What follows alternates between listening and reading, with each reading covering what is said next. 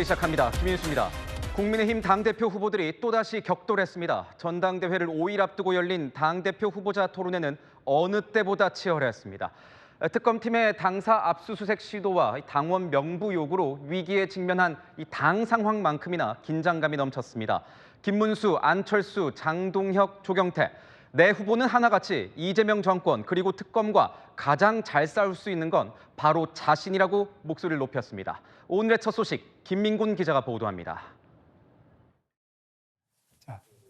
김문수 국민의힘 당대표 후보는 특검에 맞선 당사 농성을 부각했고 바로 저는 농성에 들어갔습니다. 중앙당사의 당원 명부를 지키기 위해서 저 한 놈이라도 지키겠다. 당원 명부가 다 뺏겨가지고 당이 해체되고 무너지는데 대표가 무슨 소용이었습니까? 안철수 후보는 광복절 경축사 중 현수막 시위를 부각했습니다. 바로 제가 광복절 경축식 날 이재명 대통령 앞에서 당당하게 국민 여러분의 비통한 심정을 전했습니다. 그럼 지금 누가 민주당과 제대로 맞서고 있는 겁니까? 장동혁, 조경태 후보도 각자의 강점을 내세우며 정부 여당과 제대로 맞설 적임자라고 호소했습니다. 여기 세 분 중에 다 당을 바꾸셨지 않습니까? 그리고 계속해서 좌와 우를 넘어갔다 왔다 갔다 하신 분들이 있지만 국민의힘에 계속 와 있는 이 사람에 대해서 국민들께서 지금 우리 당에 등을 돌리고 있습니다. 중도층 대상 여론조사에서 1위를 차지하고 있는 저 조경태만이 정당 해산을 막을 수 있습니다. 후보 간 공방 또한 특검 수사에 맞서 누가 잘 싸울지에 집중됐습니다.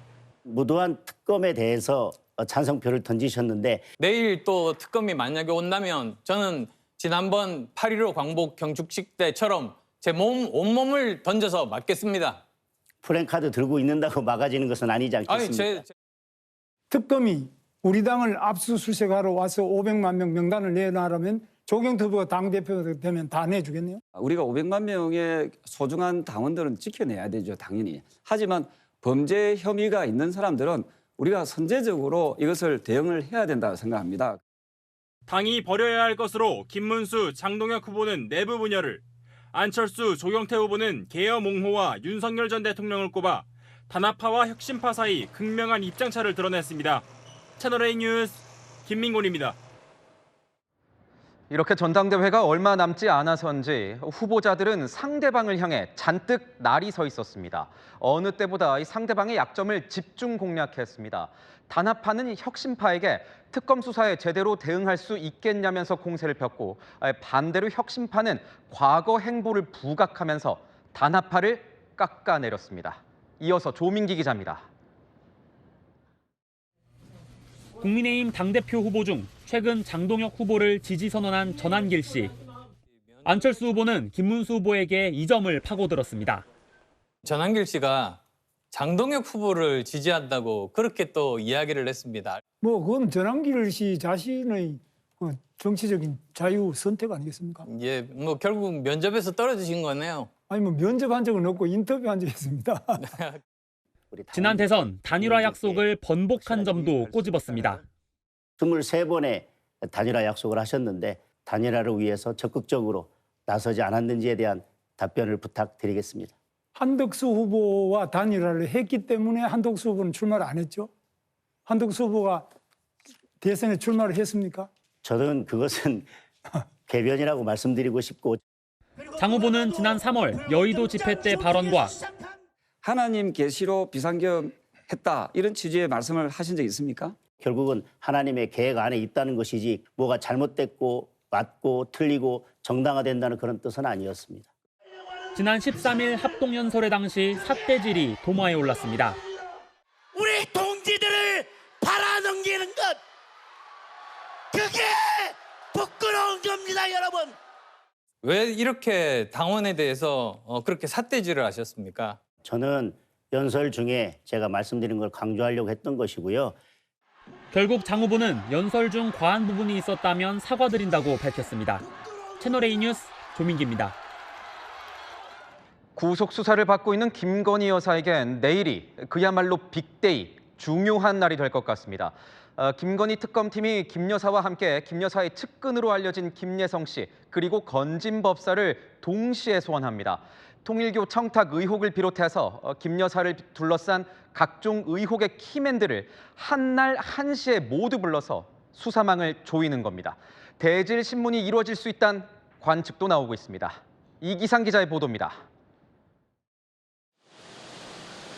김건희 특별검사팀은 내일 오전 10시 김건희 여사와 김 여사 측근으로 알려진 김예성 씨, 건진법사 전모 씨를 동시에 소환합니다. 특검이 세 사람을 한날 한시에 부른 건 이번이 처음입니다. 김예성 씨 구속 후 첫 소환 조사에 나서는 특검은 김 씨 회사인 IMS 모빌리티가 김 여사와의 친분을 내세워 184억 원을 투자받았다는 의혹을 본격 수사할 전망입니다. 내일 김 여사와 김 씨의 대질신문 가능성까지 제기되지만 두 사람이 서로 연관성을 부인하고 있는 만큼 특검은 대질신문 카드를 서둘러 꺼내진 않을 것으로 보입니다. 그 어떤 불법적이거나 부정한 일에 연루된 바 없습니다. 특검에 최대한 협조하고 성실히 조사받겠습니다. 건진법사 전모 씨를 내일 첫 조사하는 특검은 전 씨를 상대로 윤모 전 통일교 세계본부장으로부터 목걸이와 샤넬백을 받아 김 여사에게 전달했는지 여부를 집중 추궁할 전망입니다. 김 여사 주요 의혹의 핵심 인물들을 동시에 소환한 것은 수사에 속도를 내는 한편 김 여사를 압박하는 전략이란 관측이 나옵니다. 채널A 뉴스 이기상입니다. 윤석열 전 대통령의 이 건강을 둘러싼 논란이 계속되고 있습니다. 윤 전 대통령이 최근 외부 병원을 찾아서 안과 시술을 받은 걸로 전해졌습니다. 윤 전 대통령 측은 한두 달 주기로 받아야 할 시술을 뒤늦게 받아서 여전히 실명 위험이 있다는 주장을 펴고 있습니다. 반면 법무부는 윤 전 대통령 건강에 이상이 없다는 입장입니다. 송진섭 기자가 취재했습니다. 윤석열 전 대통령이 지난 14일 경기 안양시 한림대 병원을 찾아 망막 주사 시술을 받은 것으로 전해졌습니다. 이 시술은 당뇨 망막 병증을 앓는 환자들에게 흔히 사용되는 시술입니다. 윤 전 대통령은 2023년 6월 당뇨 망막병증 진단을 받고 여러 차례 주사 치료를 받아온 걸로 알려졌습니다. 윤 전 대통령 변호인단은 1, 2개월 주기로 받아야 하는 시술을 3개월이 지난 시점에서야 받게 됐다며 실명 위험이 크다는 주치의 소견을 여러 번 받았다고 주장했습니다. 또 시술을 제때제때 받지 못해 시력이 실명 위기 수준으로 악화했다고 주장했습니다. 어제 법무부가 윤 전 대통령 건강 상태가 매우 안 좋다고 보기 어렵다. 필요한 시술을 받지 못해 실명 위기라는 주장도 사실과 다르다고 입장문을 냈는데 정성호 법무부 장관이 어제 SNS에 가수 김추자의 거짓말이야라는 배경음악과 함께 이를 공유하자 정면 반박에 나선 겁니다. 법무부는 지난 14일 외래진료 결과 등을 전부 포함해 내린 결론이라며 윤 전 대통령 건강에 이상이 없다는 입장을 재차 밝혔습니다. 내란 특검의 추가 기소로 윤 전 대통령은 2개의 형사재판을 병행해 받아야 합니다. 윤 전 대통령은 두 재판 모두 건강상의 이유로 참석하지 않을 계획인데 재판 병합 신청도 검토하고 있는 걸로 전해졌습니다. 채널A 뉴스 송진섭입니다. 오늘 아침 서울 마포구의 한 아파트에서 대형 화재가 발생했습니다. 2명이 숨지고 13명이 다쳤는데 사망자는 어머니와 아들, 모자 관계로 파악됐습니다.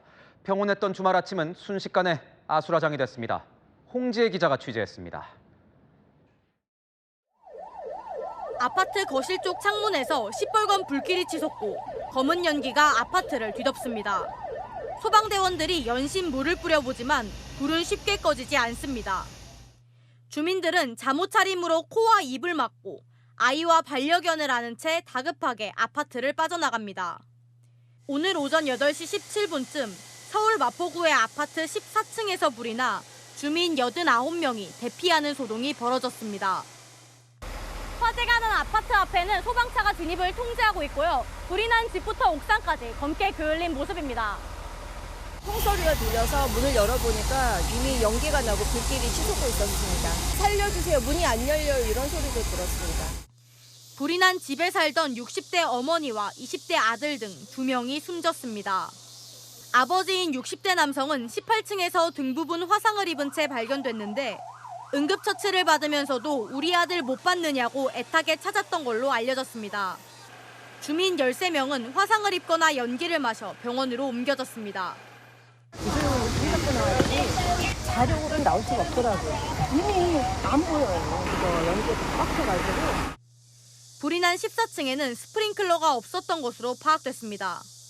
아파트는 98년 준공됐는데 당시에는 16층 이상 공동주택에 16층 이상에만 스프링클러 설치가 의무였습니다. 일부 주민들은 대피 방송이 제대로 들리지 않았다고 주장하기도 했습니다. 경찰은 현재까지 범죄 혐의점은 없는 걸로 파악 중입니다. 경찰과 소방당국은 합동 감식을 통해 정확한 원인을 조사할 예정입니다. 채널A 뉴스 홍재입니다. 이런 일이 있었습니다. 음식을 배달하러 온 배달기사가 고객의 집 현관문 도어락 번호키를 여러 번 누르다가 경찰에 신고를 당했습니다. 배달원은 배달 일이 처음이라서 실수를 했다는 입장을 밝혔습니다. 김세인 기자의 단독 보도입니다. 서울의 한 오피스텔 복도. 배달기사가 음식이 담긴 봉투를 들고 휴대전화를 확인하더니 도어락 비밀번호를 누릅니다. 문이 열리지 않자 휴대전화를 확인하더니 또 비밀번호를 누릅니다. 씻고 나왔는데 배달기사분이 서성거리시더니 문에 도어락을 누르시는 거예요. 그래서 너무 당황해서 얼어붙었어요. 서너 차례 비밀번호를 누르던 배달기사는 문이 열리지 않자 문 앞에 음식을 두고 돌아갔습니다.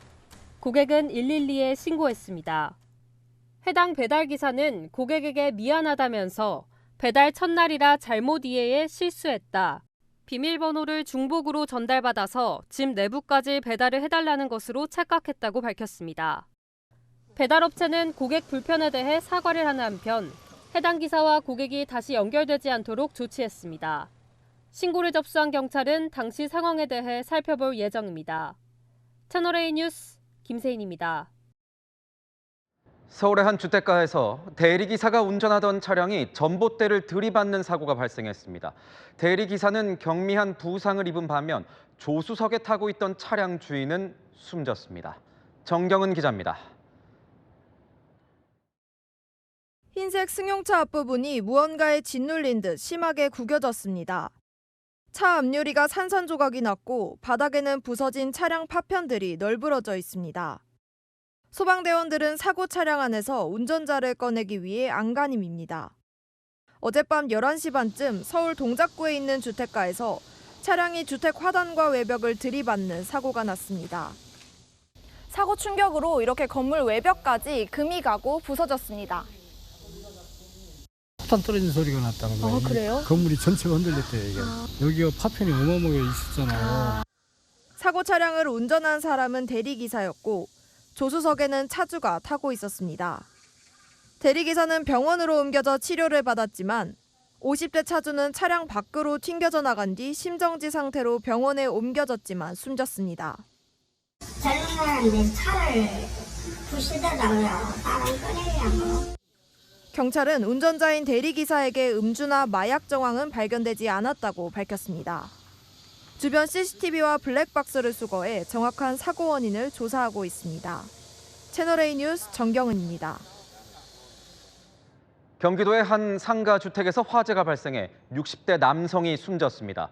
또 다른 상가 건물에선 이 폭발물 설치 협박에 시민들이 긴급 대피했습니다. 김대욱 기자의 보도입니다. 소방차가 분주하게 어디론가 향합니다. 이 상황을 본 주민들이 하나둘 모여듭니다. 불난 건가? 그렇게 생각을 했었어요. 심적어서 나오니까 그때 이제 화염이. 인근 상가 주택 건물에서 불이 난 건 오늘 오전 10시쯤. 건물 3층에 살던 중국 국적의 60대 남성이 병원으로 옮겨졌지만 숨졌습니다. 그 요구조자가 이제 화염이 갑자기 이제 밖으로 분출되는 상황에서 이제 밖으로 추락을 한 거고. 불길은 40분 만에 모두 잡혔습니다. 경찰과 소방당국은 정확한 화재 원인을 조사하고 있습니다. 상가 건물 앞 인도가 사람들로 가득합니다. 휠체어를 탄 어르신들의 모습도 보입니다. 이 상가 건물 1층 패스트푸드점에 폭발물을 설치한다는 SNS 글이 신고돼 400명 가까운 인원이 대피한 겁니다. 경찰 특공대가 9층짜리 건물을 1시간가량 수색했지만 폭발물은 없었습니다. 지원이 불친절하고 배달이 늦다. 그 두 가지 서비스만 표출하면서 폭발물 설치하러 왔다. 그런 내용이죠. 경찰은 최초 협박글을 확보하고 작성자를 추적하고 있습니다. 비슷한 시각 수원에 있는 대형마트 주차장에 서 있던 승합차에서도 불이 나 고객과 직원 등 150여 명이 긴급 대피했습니다. 채널A 뉴스 김대욱입니다. 더위도 물러간다는 처서가 당장 코앞으로 다가왔는데 폭염은 좀처럼 꺾이질 않고 있습니다. 30도를 웃도는 무더위 속에 전국 대부분 지역으로 폭염특보가 확대됐습니다. 그리고 이 더위는 이번 주 내내 이어집니다. 허준원 기자입니다. 튜브에 몸을 맡긴 채 물놀이에 심취한 아이들. 공중제비를 돌며 물속으로 첨벙 뛰어듭니다. 찌는 듯한 폭염은 어른들에게도 버겁긴 마찬가지입니다. 모자와 양산으로도 모자라 떨어지는 계곡물줄기에 등을 대고 더위를 잊어봅니다. 왔는데 날씨가 너무 더워서 딱 목 밑에까지는 시원한데 또 얼굴은 너무 뜨겁습니다. 그늘 밑 명당은 이미 피서객들로 발 디딜 틈이 없습니다. 오늘 남부지방과 제주는 최고 체감온도가 35도에 달하는 무더위를 보였습니다. 더위를 잊어보려는 사람들의 발길로 제주 해수욕장도 인산인해입니다. 파라솔 아래서 몸을 피해 더위를 식히는 사람들. 넓은 바다에 뛰어들며 더위를 날려보냅니다. 나가면 그냥 땀 짜라라 흘리고 너무 덥던데요 그냥. 입추 지나서 전 물 솔직히 조금 차가울 줄 알았는데 생각보다 따뜻해서. 지도를 보면 일부 강원 지역을 제외한 전국이 벌겋게 물들었습니다. 전국 대부분 지역에 오늘 폭염 경보와 주의보가 내려진 겁니다. 가장 더웠던 지역은 강원 삼척으로 기온이 37도를 기록했고 밀양 36.2도, 부산 36도, 양산 35.9도로 뒤를 이었습니다. 기상청은 고기압 영향으로 이번 달까지 무더위가 이어질 거라고 내다봤습니다. 또 밤에도 기온이 25도 이상을 유지하는 열대야 현상도 계속될 것이라고 전망했습니다. 채널A 뉴스 허준원입니다. 이런 찜통 더위 속에 이젠 에어컨 없는 여름은 상상하기도 어렵습니다. 하루 종일 시원한 바람 맞는 것까진 좋았는데 막상 관리비 고지서를 받아들고 나면 등골이 서늘해집니다. 전기요금 폭탄이 몰아치면서 집집마다 비명소리가 들려옵니다. 배정현 기자가 취재했습니다. 서울의 한 아파트 단지. 최근 7월 관리비가 나왔는데 받아본 주민들은 깜짝 놀랐습니다. 지난해보다 2배나 더 나온 전기요금에 절로 악소리가 나옵니다. 확인해 보니까 2배 가까이 나와서 저도 좀 놀래네요.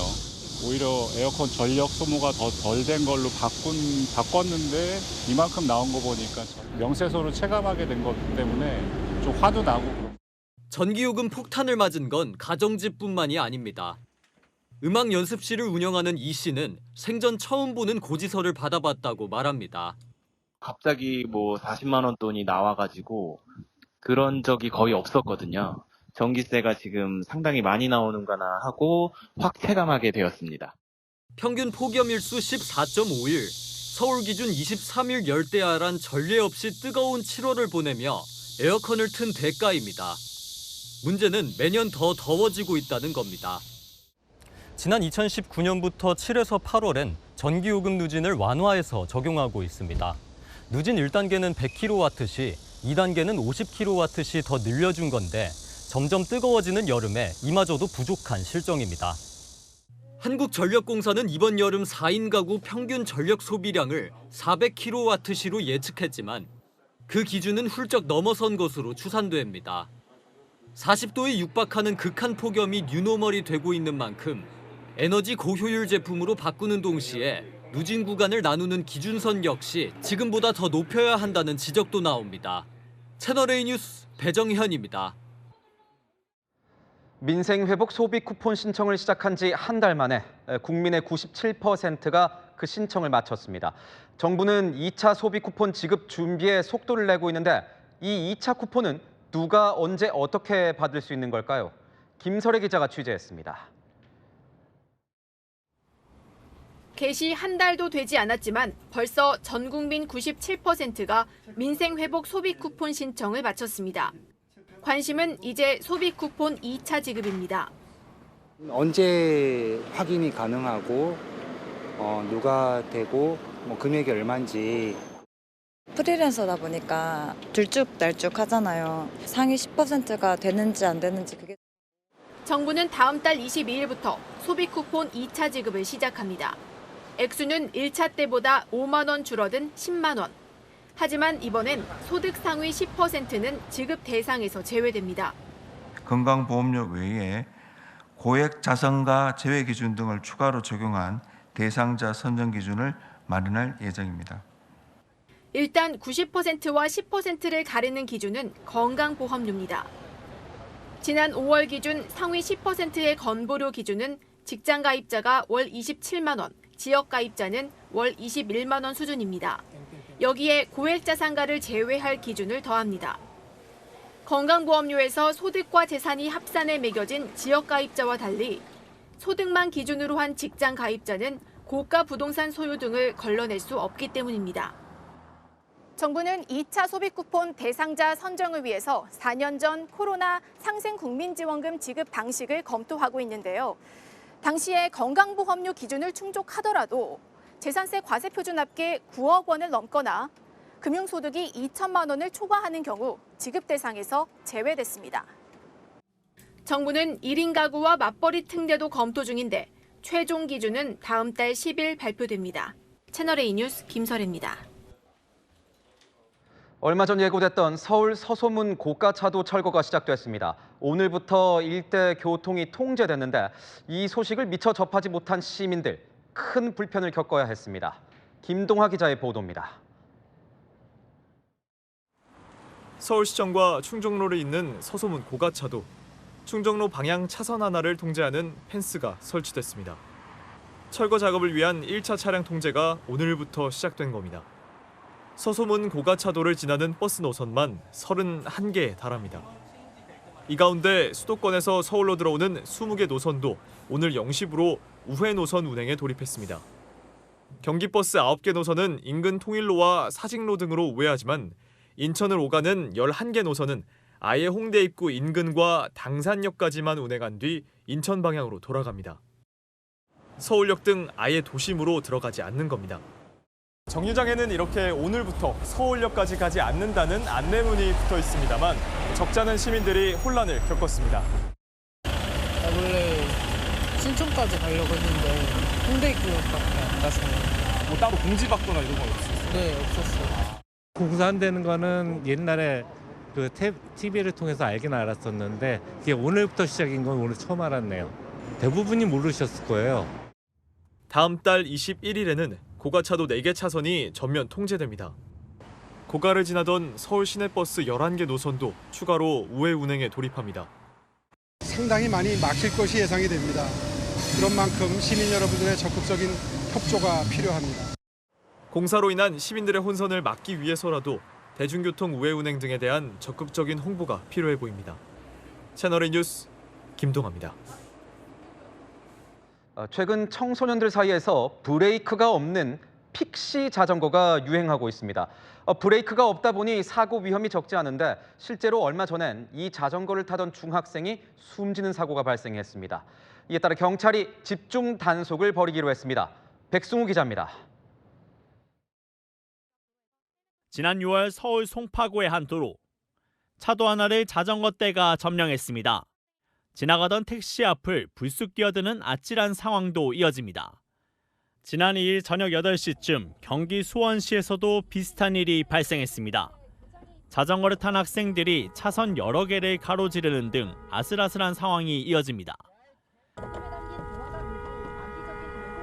야, 이 똑바로 안 타!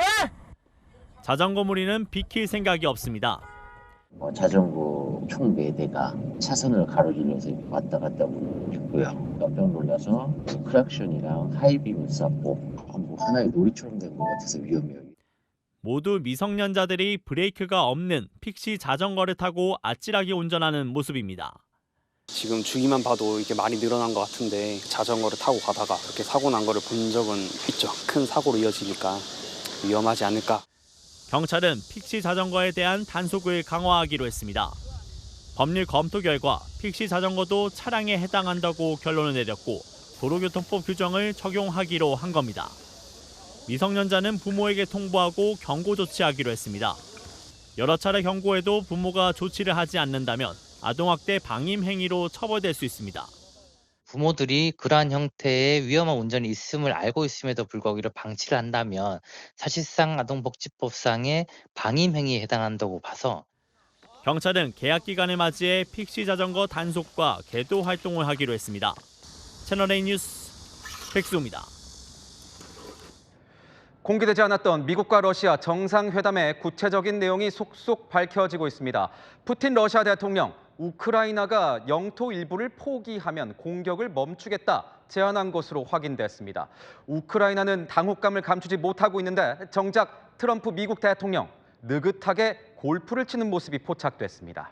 이현재 기자입니다. 현지 시각 15일 알래스카에서 열린 미러 정상회담에서 블라디미르 푸틴 러시아 대통령이 러시아 우크라이나 접경지대인 돈바스 지역 양도를 요구한 것으로 알려졌습니다. 도네츠크와 루안스크가 속한 돈바스 지역은 남부 지역과 함께 러시아가 일방적으로 자국 영토임을 주장하는 곳입니다. 푸틴은 우크라이나군이 돈바스 지역에서 철수하면 헤르손, 자포리아 등 남부 지역에 대한 공격을 멈추겠다고 밝힌 것으로 전해졌습니다. 도널드 트럼프 미국 대통령은 우크라이나에 대한 안보 보장 중 하나로 한 회원국이 공격받으면 동맹 전체가 방어하는 나토식 집단 방위 체제 도입을 제안한 것으로 알려졌습니다. 러시아의 입장을 고려해 우크라이나의 나토 가입은 제안하지 않은 것으로 보입니다. Наши переговоры прошли в конструктивной и взаимоуважительной атмосфере. 이는 모두 우크라이나가 수긍하기 어려운 조건으로 백악관 방문을 앞둔 볼로디미르 젤렌스키 대통령은 수차례 휴전 요구를 거부한 러시아가 상황을 더욱 복잡하게 만들었다며 당혹감을 드러냈습니다. 뉴욕타임스는 트럼프가 푸틴이 선호하는 휴전 접근 방식에 굴복했다고 평가했습니다. 이런 가운데 트럼프는 회담장에서 돌아오자마자 골프장에서 골프를 치는 모습이 포착됐습니다. 또 젤렌스키와 회담이 순조롭게 진행되면 22일까지 3자 회담을 마련하겠다고 밝히는 등 여유 있는 태도를 보였습니다. 채널A 뉴스 이현재입니다. 중국에서 맥주 축제 도중에 천장이 무너져 내리면서 2명이 숨지고 3명이 다치는 사고가 발생했습니다. 강풍과 폭우에 구조물이 버티지 못하고 넘어지면서 관객을 덮친 겁니다. 장하양 기자입니다. 비바람이 부는 가운데 무대 위 가수가 한 손에 우산을 들고 노래를 부릅니다. 그런데 갑자기 굉음과 함께 행사장 천장을 지탱하던 캐노피가 무너지고 천막이 내려앉는 사고가 발생했습니다. 특히 캐노피가 관객들을 덮치면서 공연장은 순식간에 아수라장으로 변했습니다.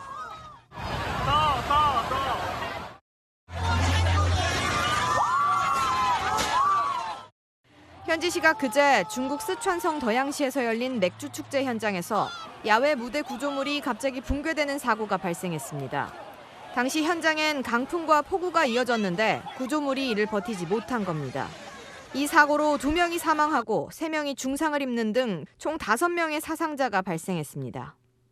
쉴 새 없이 총성이 울리고 도로 한가운데 있던 장갑차는 폭약 연기에 휩싸였습니다.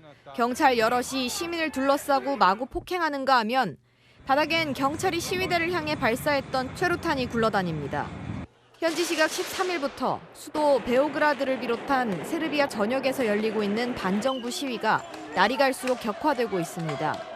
지난해 11월 기차역 지붕 붕괴로 16명이 숨지는 참사가 발생했는데 정부의 무책임한 대응에 시민들의 분노가 폭발하며 시위가 전국적으로 확산되고 있습니다. 흙탕물이 굉음을 내며 빠른 속도로 흘러내려오고 이재민들은 망연자실한 표정으로 홍수에 잠긴 마을을 지켜봅니다. 현지 시각 그제 파키스탄 북서부 지역에 기습 폭우가 내려 홍수가 발생해 현재까지 최소 350명 이상이 목숨을 잃은 것으로 나타났습니다. 현지 당국은 구조대원을 투입해 수습 작업을 벌이고 있지만 중장비 부족으로 복구에는 수일이 걸릴 것으로 보입니다. 채널A 뉴스 장하연입니다. 헐리우드 스타 톰 크루즈가 트럼프 미국 대통령이 제안한 상을 거절해서 화제가 되고 있습니다. 미국 최고 권위의 문화예술인상이었는데 어떤 이유가 있었을까요? 서주희 기자입니다. 현지 시각 13일 미국을 대표하는 공연예술 종합시설인 케네디 센터에 도널드 트럼프 미국 대통령이 모습을 드러냈습니다. I'm delighted to be here as we officially announce the incredibly talented artists. 올해 초 스스로 이사장이 된 트럼프가 케네디 센터 공로상 수상자들을 직접 발표한 겁니다. 그런데 미국을 대표하는 할리우드 스타 톰 크루즈가 이 상을 거절한 것으로 알려졌습니다. 워싱턴 포스트는 톰 크루즈가 공로상 수상 제안을 받았지만 일정 문제를 이유로 거절했다고 보도했습니다. 크루즈 측은 별도의 입장을 내지 않고 있지만 일각에선 트럼프가 케네디 센터의 진보 성향 이사들을 해촉하고 문학의 장악을 시도하는 등 현 상황을 의식한 것 아니냐는 해석이 나옵니다. I was about 98% involved. They said, I turned down plenty. They were too woke. 올해 수상자 중엔 트럼프의 열렬한 지지자로 알려진 배우 실베스터 스텔론도 선정됐는데 그는 올해 초 할리우드 특사로 임명되기도 했습니다. We got the second George Washington. CNN은 일반적으로 대통령은 수상자를 선정하지 않는다며 케네디 센터 인수만으로도 기괴하다고 비판했습니다.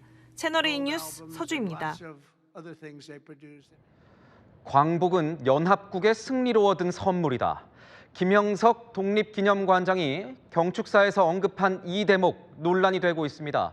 항일투쟁을 폄하했다는 건데 취재 결과 이종찬 광복회장이 정부 측에 김 관장의 교체가 불가피하다고 건의한 것으로 파악됐습니다. 정부는 독립기념관을 국가기관으로 바꾸는 방안을 검토하고 있습니다. 홍지은 기자의 단독 보도입니다. 우리나라의 광복을 세계사적인 관점에서 보면 제2차 세계대전에서 연합국의 승리로 얻은 선물입니다. 항일 독립투쟁을 비하했다는 논란이 불거진 김영석 독립기념관장의 광복 80주년 경축사입니다. 김 관장은 상반된 시선을 소개하고 통합을 강조한 취지라고 반박했지만 김병기 더불어민주당 원내대표는 반성은커녕 요설을 하고 있다고 비판했습니다.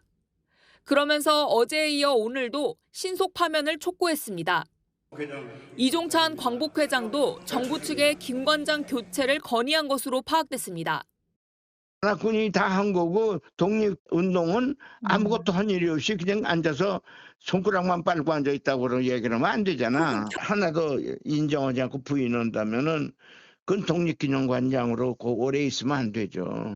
국가보훈처 산하 공공기관인 임시정부 기념관처럼 별도 법인인 독립기념관도 정부 기관으로 바꿔 국가정책과 긴밀하게 움직이도록 해야 한다고 주장했습니다. 정부 기관화하는 것을 건의드리고 싶다고.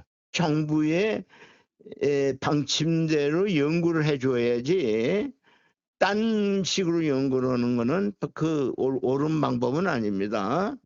정부 고위 관계자는 독립기념관을 국가기관으로 바꾸는 안은 법적 검토에 착수한 상태라고 말했습니다.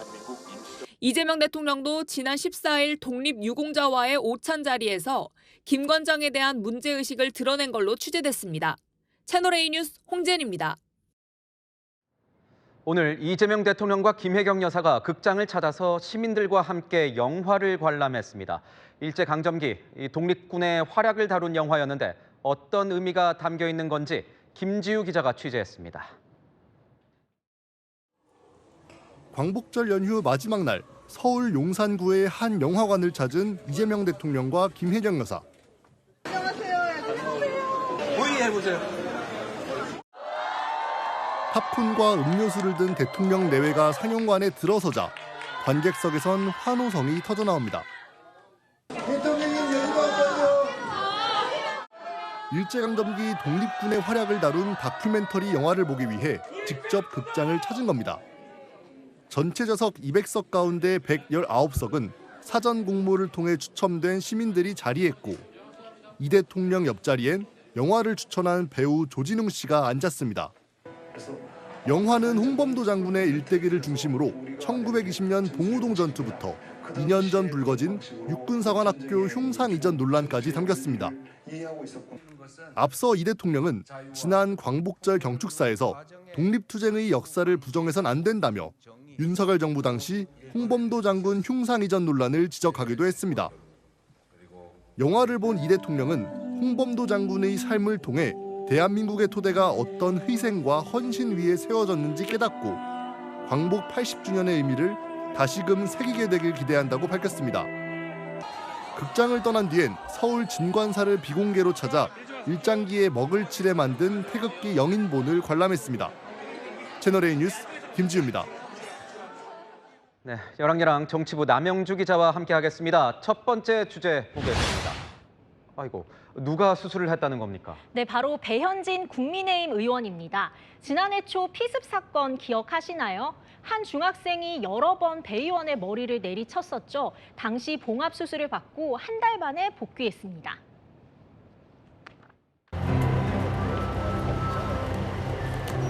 아직 말끔하진 않아요. 컨디션이 완전히 좋다고는 할 수 없는데 그래도 병원에서도 치료 너무 꼼꼼하게 해주시고요. 잘 낫고 있습니다.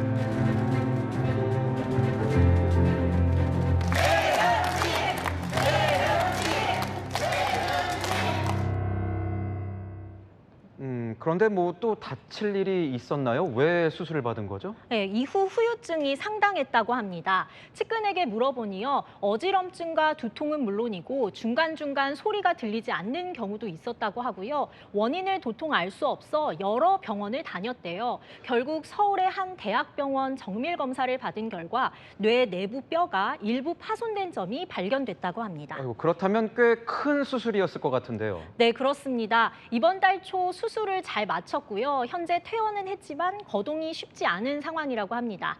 이번 달엔 아무래도 외부 활동이 좀 힘들다고 하는데요. 계속해서 의정 활동이 지장을 받는 거죠. 이 정치 테러, 신체에 해도 끼쳤지만 좁게는 지역구 주민들, 넓게는 국민들까지 피해를 받는 셈이죠.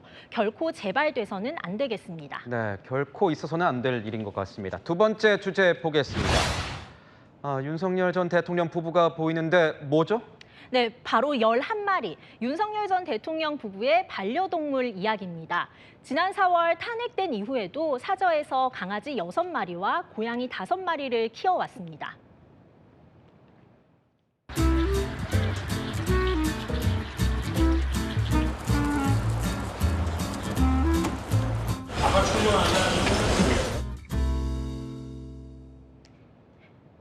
지난 5월 석방 때도 반려견과 산책하는 모습이 포착되기도 했고요. 그런데 윤 전 대통령 부부 뭐 둘 다 지금 구속이 된 상황이잖아요. 그러니까 누가 돌보나 뭐 이런 말인 거군요. 맞습니다. 현행법상 이 경호 범위에 대통령의 재산까지도 포함이 되는데 반려동물도 법적으로 이 재산에 포함이 되거든요. 그런데 국민 정서상 맞지 않다는 우려가 있었다고 합니다. 그래서 누가 키우는 겁니까?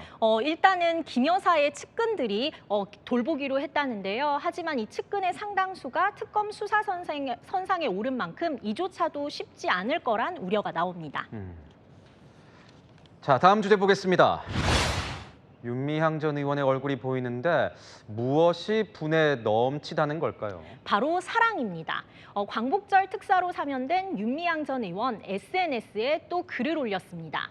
촛불 시민들의 내란 세력 청산을 요구하는 투쟁 덕분에 저의 오늘이 가능한지도 모르겠다고요.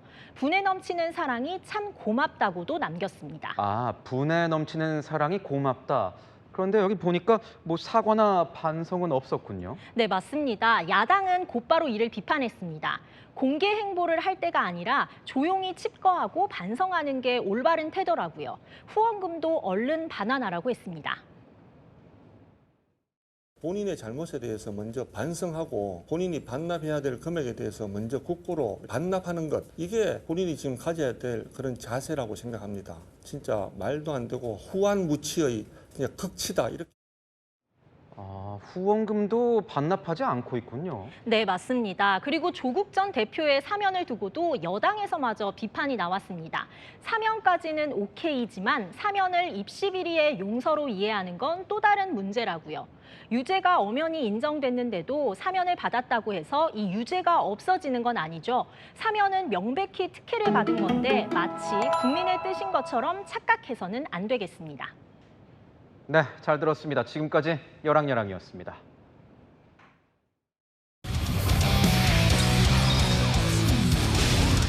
한화 하주석을 헛스윙 삼진으로 잡자 NC 투수 신민혁이 포효하며 기쁨을 만끽합니다. 그러자 배트를 든 하주석이 소리치며 마운드로 향하고 양팀에선 선수들이 쏟아져 나옵니다. 하주석 선수와 신민혁 선수가 감정이 엉키는 상황입니다. 이거 사실 불필요한 접촉이에요. 하주석 선수가 감정 조절을 못한 건 이번이 처음이 아닙니다. 2022년엔 심판 판정에 불만을 품고 방망이를 내리치고 언쟁을 벌인 적이 있습니다. 끝내 퇴장당하자 헬멧까지 내팽개치며 난동을 부리기도 했습니다. 베테랑의 품격이 아쉽습니다. 지금까지 스포츠A였습니다. 늦깎이 폭염이 기세를 더 올렸습니다. 오늘 강원 삼척은 37도, 경기 광주는 36.8도, 부산 36도 등 평년보다 7도 높았습니다. 폭염주의보는 전국 대부분으로 확대가 됐고요. 폭염경보는 강원 동해안까지 격상됐습니다. 어느덧 8월 중순이 지났지만 늦더위는 계속됩니다. 이번 주 내내 최고 체감 33도를 넘겠고요. 밤사이에도 25도 밑으로 떨어지지 않아서 열대야가 발생하겠습니다. 내일 서울은 26도, 강릉 26도, 제주는 27도에서 시작되겠고요. 낮에 서울 31도, 강릉 34도, 대구와 광주 33도까지 오르는 데다 후텁지근하겠습니다. 수요일까지 수도권과 강원엔 비가 오락가락합니다. 내일까지 많게는 80mm 이상 쏟아지겠고요. 전남과 제주엔 소나기가 지나겠습니다. 날씨였습니다. 뉴스에이 마칩니다. 시청해주신 여러분 고맙습니다.